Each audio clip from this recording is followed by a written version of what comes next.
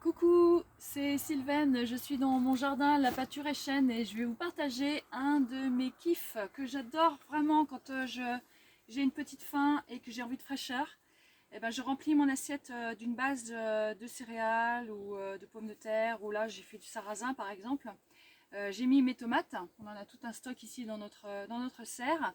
Et vraiment mon gros plaisir, c'est de venir directement dans le jardin pour aller compléter avec de la verdure. Donc là, je prends du basilic, c'est du basilic laitue, donc des grandes feuilles de basilic, tac, que je vais rajouter à ma tomate.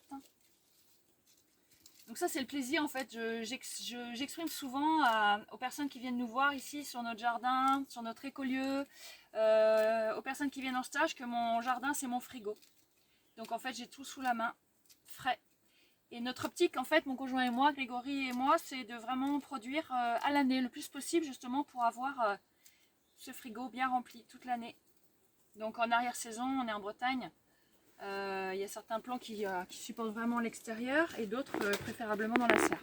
Je vais continuer, là j'ai mis le basilic avec ma tomate. Et je vais continuer, hop, par ici.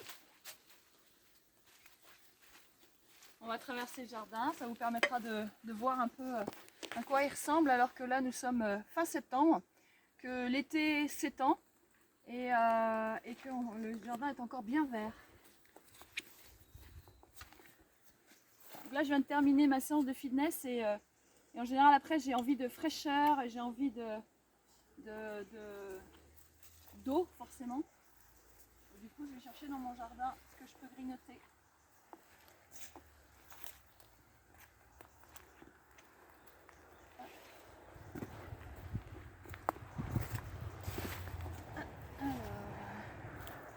Ici je repère de la blette. Alors la blette on mange la carde, la feuille, mais en cru je prends des feuilles plus jeunes. Au cœur de ma blette ici, je vais vous montrer. Tac. Donc voilà, je prends les feuilles les plus jeunes du plant. Tu peux t'approcher Grégory pour regarder ces blettes. Là on a plutôt un plant bien mûr, et là ici on a un plant avec toutes les feuilles qui est à l'intérieur. En fait c'est celle-ci que je prends à l'intérieur. Là il y en a une aussi, une jolie là. Voilà. Tac. Et c'est ça que je mets dans mon assiette, directement cru. Donc la feuille se mange crue de la blette, mais pas trop la carde. J'enlève la carde. Voilà, voilà. Hop, j'ai des poussières. Alors j'ai mon petit couteau avec moi de cuisine. Hop.